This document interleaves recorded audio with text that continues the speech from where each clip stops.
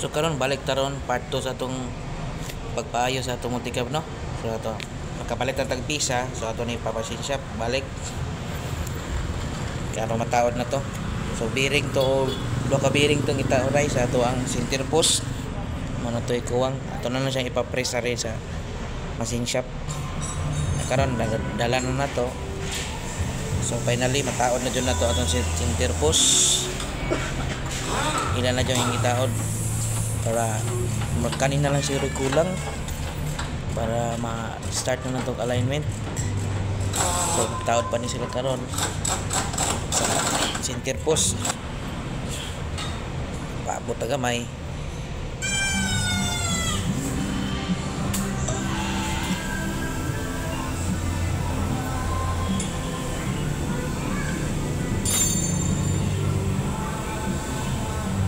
Igo na lang sila maghugot ani hugtan para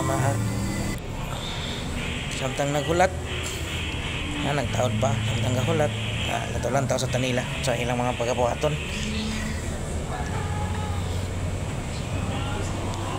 Kaya pag human na nagtaod ang city post mga ligid, pag human idaw na nila kanina hinahinay nagdaw tuwang taod na sila sa ligid. Okay. Ligid sa una o katubangan nya itong ipatawad ikuan na nino katong bagong bolt katong para babagay po ang bolt sa ligid nasa yantas pila ni itong ordinary na itong ibutang suwa po yung bago na tanaw na itong karon kapit na dyan ni si Jama na nagtaod naman ni sila.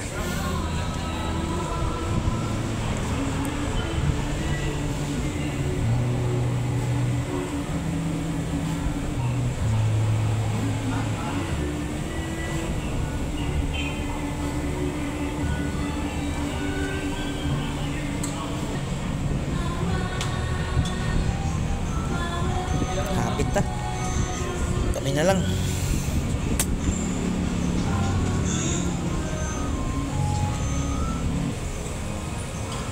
yan patas na to ni Ron yan kaya na ito na lang maghugot sa bolt kaya ato na ni isalang na to sa alignment ni paingon narag atong mga ligid na silikod okay, katong mga use na ito pang butang kay atong dalaw balik kay magamit man ato na.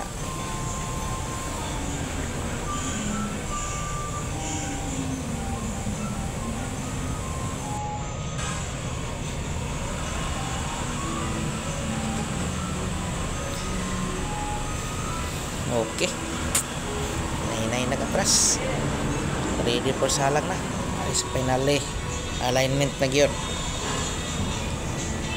Ikat 2 days na namo rin dire paabot mahuman lang mga technical problem.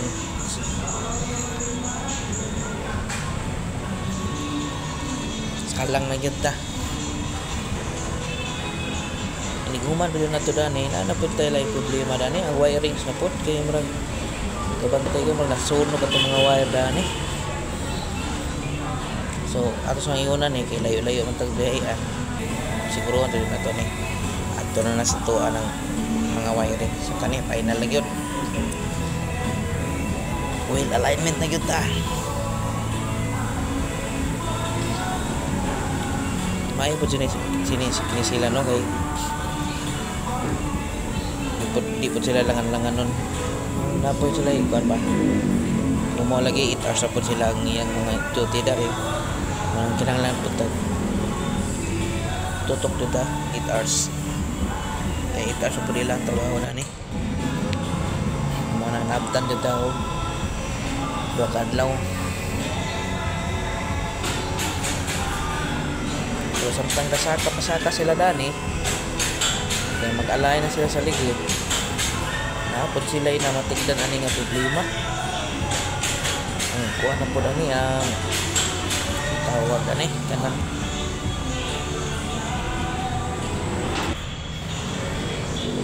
talimot ko sa tawag ani na ilang itabaho dani ani kan sa manubila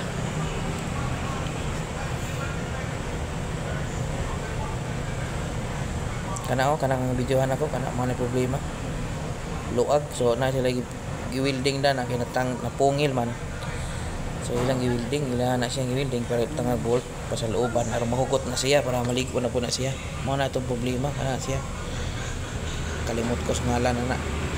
So nasto mo sa dila, kalimot ko. So humana na hugot na. Muna ilawom sa akong tikap mga idol, mga nila. Nga na, mananapuli na to yung sitaw na swing arm. Yan, pulihan na to, napag-una siya.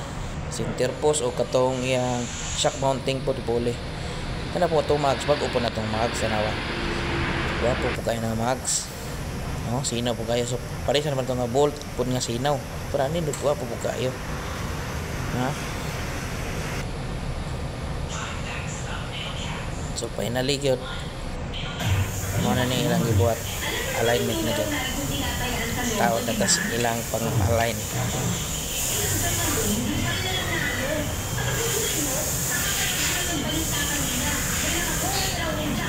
So, tuloy-tuloy po nga process mo kay before ni siya i-align, check ko man dyan tanan na ni ilaw, mga ilaw. Kasi mga angay pulihan o daot kaya kung nig-align, sakto yun.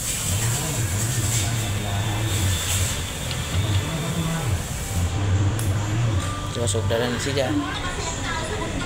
Align na niya. Start na. Align. Samtang align na dalawang tapos sa uban, no? May napuigi pa trabaho nila dito. Nindot po ilang mga pagtrabaho. Kani, okay na dyan siguro ni siya. Kaya ikuan naman. Adjust na. Parang adjust na sila na sila gano'n. So, kano sila gano'n adjust.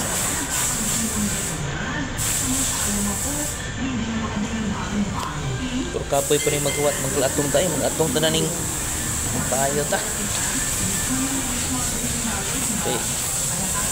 Sige, pag kunahon na o untag humana, dali ra mahuman kay dali man sige tag pondo aning shop. Sige tag atong. Sige tag atong mga watay sweldo. May mga sila guys, swildado man mga nagtrabaho dan kita dan kita pa mo hatag. Kapoy pa taga ayo. Matag kuyawan ako eh.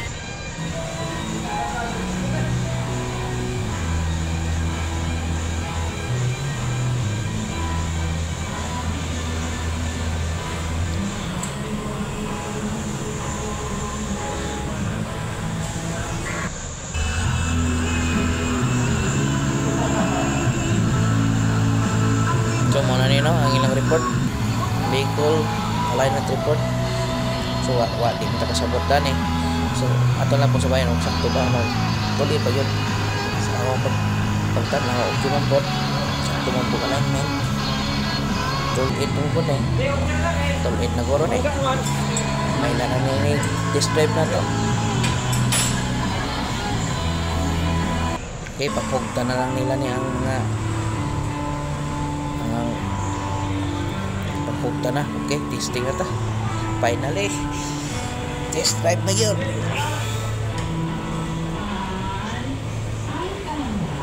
Kauli na yun na ni guys. Kauli na ni, pero hapon na po. So, ikatulong, ikatgahapon, nagabian ta kagahapon, pag-uli. Kay nang commute ra ka. Nakapait pa dyan layo pa dyan bus terminal. So, nagmalite pa dyan ta, padong sa bus terminal. Nang nagabian dyan may pag-uli kagahapon. So, karon di na magabian, hapon na. Pero at least makauli na dyan ta. Kaya last naman mga araw alas 3 kape na ni siya. Pitanis 4 po. Test drive na ni siya. So, unang test drive na niya ang mekaniko. Sunod test drive po na ito ni kung kinabagyan po na yung problema. Kaya takot ang pagsalig anin nila. Ako pasalamat din po ko sa Autotech Talibon sa ilang serbisyo. So finally magkauli na gyud ta. Pero nagdala pa ito tag motor dan so ito ikarga niya sa likod. Okay, salamat kayo. Nahuman na yun ang among pagpaayo ni